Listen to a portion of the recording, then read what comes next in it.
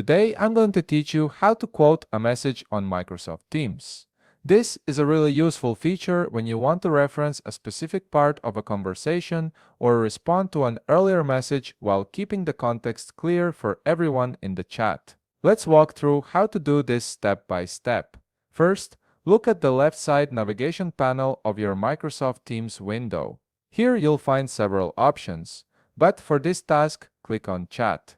This will bring up all your active conversations. Now, take a moment to find the specific conversation where you want to quote a message. Scroll through your chats until you locate the right one and click on it to open the conversation thread. Once you're in the conversation, direct your attention to the text field at the bottom of the screen where you normally type your messages. You'll notice a small plus icon sitting right there in the text field. Go ahead and click on that plus icon. This will reveal additional messaging options that aren't immediately visible in the standard view. After clicking the plus icon, a menu will appear with several formatting tools. Look for the option that says Show Formatting Options and click on it. This is where Microsoft Teams hides its more advanced text formatting features, including the ability to quote messages, add bold or italic text, and insert other elements into your messages. Now that the formatting options are visible, you'll see a row of formatting icons appear.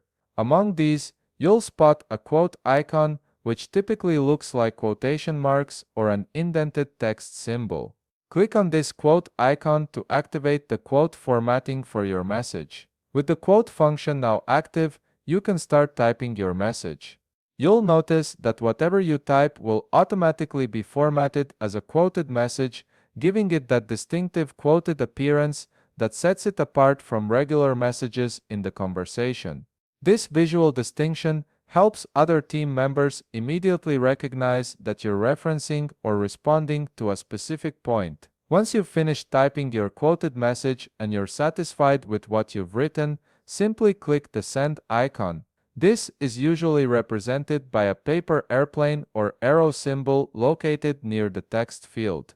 Your message will now be sent to the conversation with the quote formatting applied, making your response clear and contextually relevant to the discussion. And that's it. You've successfully sent a quoted message on Microsoft Teams, helping to keep your conversations organized and easy to follow. If you found this video helpful, please leave a like, subscribe, and see you in the next video.